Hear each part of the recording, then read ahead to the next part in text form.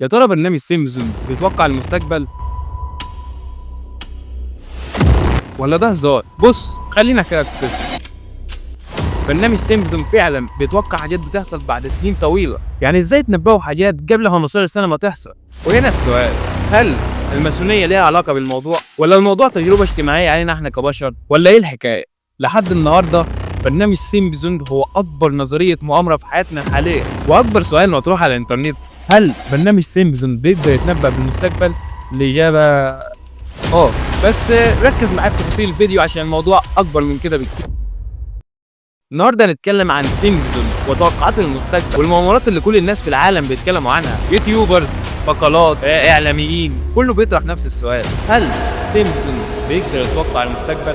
ازاي كده يتوقع رئاسة ترامب، الغواصة اللي غير كده، نتائج كاس العالم، حتى كمان قدر يتوقع اللي بيحصل في غزة دلوقتي، تطورات التكنولوجيا، كورونا، ايبولا، ازاي قدر يتوقع الحاجات دي كلها قبل ما تحصل؟ وطبعا لازم يكون في تفسير منطقي للحاجات اللي بتحصل دي. دي بلد وحياة المصحف الشريف، البلد دي ماشية ببركة ربنا، مش حد تاني خالص. يعني مستحيل ناس بتتحكم في العالم تدينا خطط ومؤامرات على هيئة كرتون.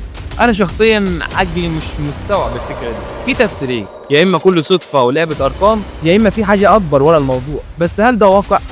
فالاجابه لا، لان في برامج كتيره قدرت تتوقع المستقبل زي ساوث بارك وزي ستار تريك وغيرهم كتير اللي توقعوا التليفون الذكي والساعه الذكيه والتلفزيون النحيف. بس خليني اقول لك على اكبر توقع عمله سيمبسون في التاريخ، حاجه كده ملهاش تفسير، حاجه لدرجه ان اتكتب عنها كتاب اصلا.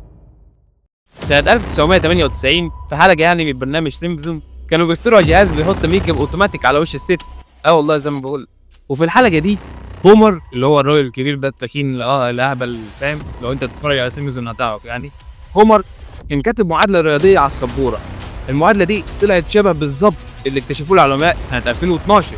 يعني شوف، هم حلقه سيمبسون دي من 1998 ونفس الرقم او نفس المعادله اكتشفوه العلماء سنه 2012 في جنيف في سويسرا، في مصادم نووي بيخبط الهيدروجين عشان يدرسوا فيزياء الكم. هناك اكتشفوا جسيم اسمه هيجز بوزل، او زي ما بيسموه يعني جسيم الرب. استغفر الله العظيم، طبعا يعني دول ناس كفروا ومالناش دعوه بيهم. يعني الجسيم ده لولا وجوده ما كانش هيبقى فيه جاذبيه اصلا. شفت اهميه الجسيم اللي اكتشفوه، اللي اصلا هومر كان كاتب المعادله بتاعته على السبوره في الحلقه اللي انا قلت لك عليها اللي هي بتاعت الميكا والالكترونيك.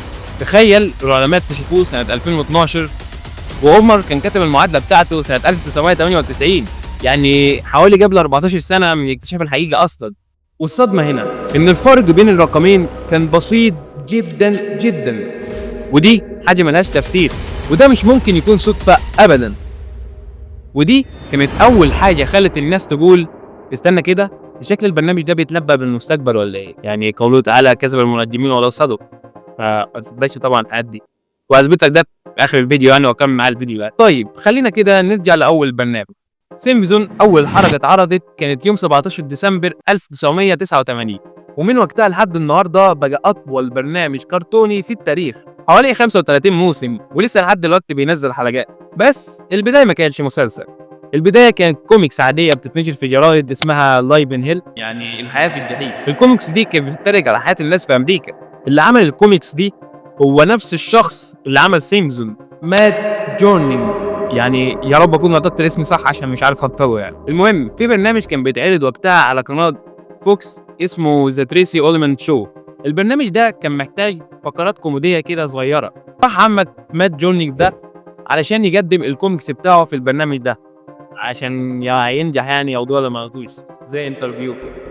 ولكن وهو قاعد زي انا وانت يعني، انزل اعمل سبسكرايب دلوقتي لو انت قاعد زيي، فكر وقال انا لو اعطيتهم الكوميكس بتاعي دول هياخدوا حقوق الطبع والنشر بتاعتي، وكده مش هيبقى ليا ملك على الكوميكس بتاعي. فقام بسرعه رسم شخصيات جديده في اللحظه دي، اب تخين وغبي شويه وهو عمر، ام غريبه كده وهي ماري، بنت ذكيه وهي ليزا، ابن مشاغب وهو بار، والبيبي الصغير اللي هو ماجي. والمفاجاه انه سمى الشخصيات دي على اسماء عيلته الحقيقيه، ودخل البرنامج وقال لهم ان العيله دي بتتريق على الحياه الامريكيه العاديه. وفعلا الحلقات كانت عباره عن مجرد شورتس، حلقات صغيره ما تعديش 15 ثانيه، ولكن الناس فرحت جدا بالحاجات دي وضحكت عليها كمان. ومن هنا برنامج فوكس قرر يتعاقد مع عمك مات جورنينج وقرر يعمل 13 حلقة مدتها نص ساعة. وقتها اشتروه بصفقة 30 مليون دولار. لا شيء. رقم ضخم ايامها يعني، ولحد الان رقم ضخم يعني، هو 30 مليون دولار.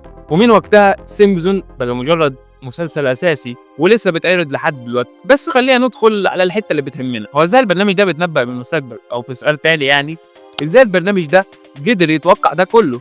بس قبل ما نبدا او قبل ما ندخل، ما تنساش تنزل تعمل لايك سبسكرايب في القناه، واكتب لي في التعليقات لو عايز نعمل حلقات من دي تانية. نرجع للموضوع. سنة 2018 مجلة بازبت عملت إحصائية وقالت إن برنامج سيمبسون بيتوقع أكتر من 30 إحصائية صح، ومن وقتها لحد دلوقتي زادوا كمان. من التوقعات الشهيرة أو المشهورة حاليا يعني، سنة 2000 توقعوا إن ترامب هيبقى رئيس. نفس الحلقة دي كمان جابوا مشهد طبق القسط من على السلم بترامب تاور وهو بيعلن ترشحه سنة 2015، والناس كلها قالت بص هما اكيد كده يا عم بيشوفوا المستقبل. ولكن الحقيقه لا، انا قلت لك محدش يقدر يتنبأ في المستقبل يعني. ولكن المشهد اللي في السلم اتعمل بعد ما ترامب اعلن ترشحه واتعرض على اليوتيوب وفيسبوك بس، يعني ده كان مجرد هزار على اللي حصل، مش توقع قديم ولا حاجه. انما اللي حصل بجد في نفس الحلقه سنه 2000 ليزا بقت رئيسه امريكا، وقالت انها بتحاول تصلح كل اللي بوظه ترامب، فالمعنى ان ترامب كان رئيس اصلا قبلها، والكلام ده فعلا حصل سنه 2016. بس هل ده تنبؤ؟ الحقيقه لا، لان ترامب في الثمانينات كان بيقول ان عايز يعلن ترشحه برئاسه امريكا، وكان بيظهر في برامج ويتكلم عن الموضوع، فاللي عملوه كان مجرد تريقه على الواقع اللي كان وقتها. طيب خلينا ندخل على موضوع تاني، والناس برضو كانت بتسال عنه كتير. هل سيمبسون قدر يتوقع فيروس كورونا؟ القصه بدات ازاي؟ وقت الكورونا انتشرت صورة من تويتر اللي هو اكس يعني، فيها مشهد من المسلسل وكتبوا عليها بصوا الحلقة دي اتعملت من 27 سنة، يعني هم اصلا كانوا متوقعوا بالفيروس ده. لكن الحقيقة المشاهد اللي كانت في الصورة دي ما كانتش من نفس المشهد ده اصلا. الناس جمعوا لقطات من حلقات مختلفة وحطوها على بعضها. الحقيقة بقى في موسم 4 حلقة رقم 21 اللي نزلت سنة 1993، عمر كان طالب عصارة فاكهة او برتقال من اليابان، وفي المصنع اللي بيغلفوا فيه العبوات او بيغلفوا فيه الاجهزة دي واحد عطس جوه الكرتون. الفيروس ده خرج من الشحنة على اساس اللي هو لما عطس في الكرتونة فده فيروس.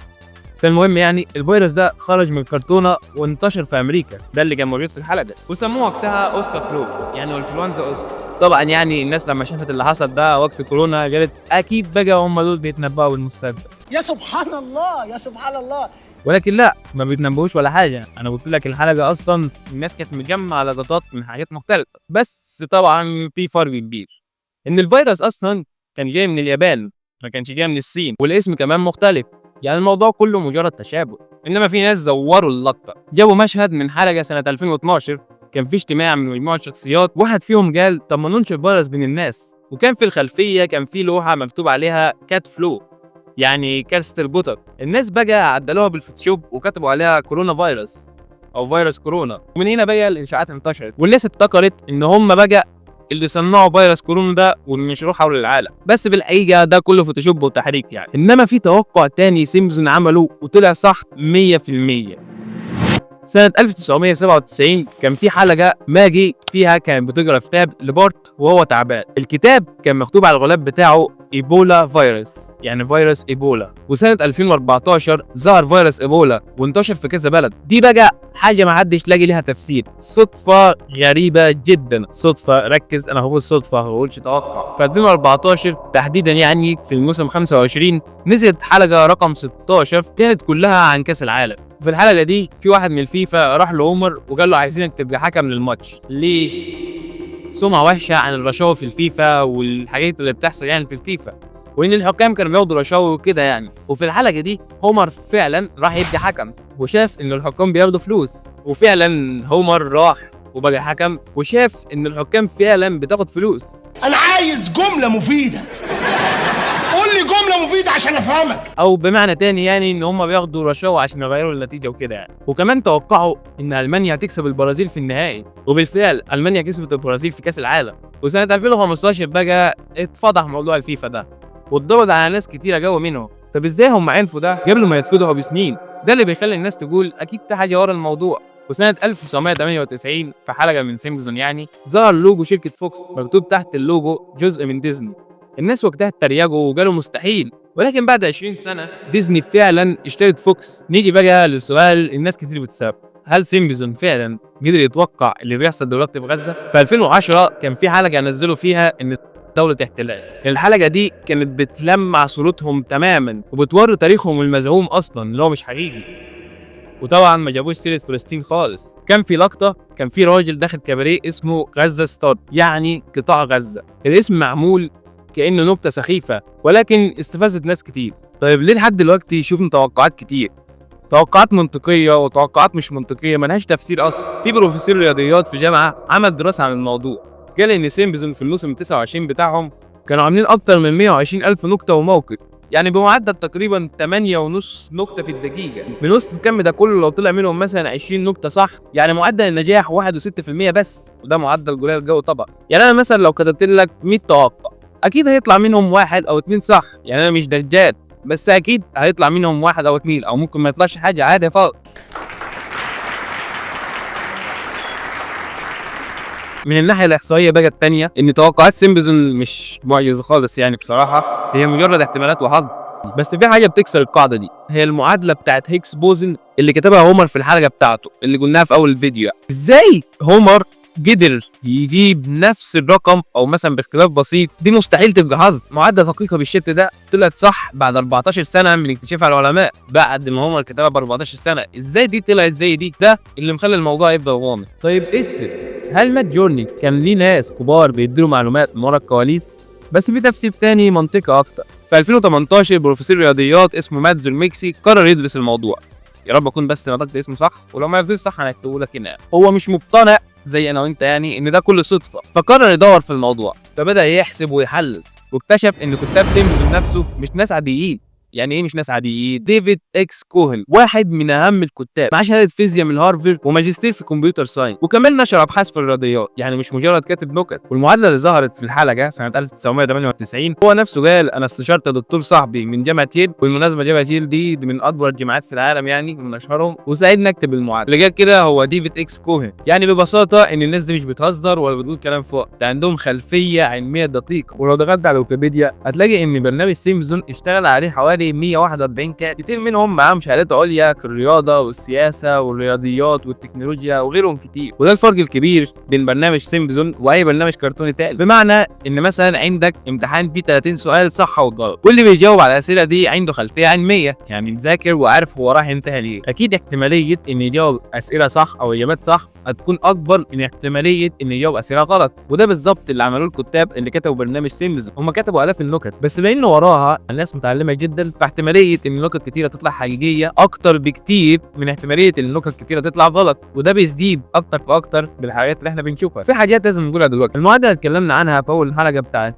هومر وهيجز بوزن والحاجات دي هي مش دقيقه بنسبه 100%، ولكن في فرق بعيد عن المعادله الحقيقيه اصلا. المعادله كان شكلها صح ومتظبطه 100%، بس الرقم ما كانش مطابق، هو كان بعيد شويه عن الرقم اللي اكتشفوه بعد 14 سنه. وده معناه ان في مبالغه حصلت من الناس اللي قارنت بين الاثنين، اللي هي المعادله اللي كتبها هومر والمعادله اللي اكتشفت بعد 14 سنه. كمان اللي ساعد على نشر ده وخلاه يزداد الناس تقول خلاص وقع المستقبل، اليوتيوبرز والمقالات اللي بيتكلموا عن الحاجات دي، وبتثبت اكتر فاكتر ان الناس دي خلاص كلامهم صح. ولكن اللي بيعملوا اليوتيوبرز يعني معظم اليوتيوبرز والمقالات مش كله حقيقي، مش معظمه حقيقي، فبينشر حاجه بيخلي الناس تصدق ان ده خلاص بيتكلم عن المستقبل، وبيرسخ الفكره دي في عقل الناس اللي بتشوف. يعني ساعات بياخدوا لقطات من المسلسل او من البرنامج ويحرفوها علشان يقنعوا الناس ان خلاص هم دول بيتنبؤوا بالمستقبل والناس تصدق. لكن برضه وجود كتاب فاهمين ودارسين سياسه وتكنولوجيا ورياضيات خلاهم يتريقوا على حاجات في الواقع كانت واضحه جدا للي فاهم، وبعد سنين التريقه طلعت شبه الحقيقه. يبقى دلوقتي السؤال، هل ده تنبؤ؟ الاجابه اكيد بعد ما عرفنا ده كله لا، ده مجرد احصائيات وتحاليل. ده ورا ده كله متعلمين سياسه وتكنولوجيا ورياضيات عرفوا يكتبوا نكت ويطلعوا منها معظمها صح ومعظمها غلط. الخلاصه يا صاحبي ان سيمبسون مش سحر ولا معاهم كره سحريه عشان يعرف المستقبل، لا استغفر الله العظيم. يعني الموضوع كله مزيج من حظ وكتاب شاطرين وتحريف من الناس، وناس بتحرف في الموضوع. لما تجمع الثلاثه مع بعض يبان انهم بيتنبؤوا بالمستقبل، لكن في الحقيقه سيمبسون برنامج مضحك وبرنامج كرتوني بيتريق على الواقع الامريكي، ومن كتر الحاجات والنكت اكيد هيطلع منهم حاجه صح او هيطلع منهم معظمهم صح. يعني باختصار لا في ماسونيه ولا في حد بيدينا اسرار العالم ولا في تجارب اجتماعيه حتى. هو برنامج مضحك جدا من وراه كتاب شاطرين، ومن كتر الحاجات والصدف طلع شكله عراء. وبس كده، ده كان فيديو النهارده، فما تنساش تنزل تعمل لايك وسبسكرايب في القناه، اكتب لي في التعليقات لو عايز نعمل فيديوهات تانية من دي. وبس كده، اشوفكم الحلقات الجايه، سلام.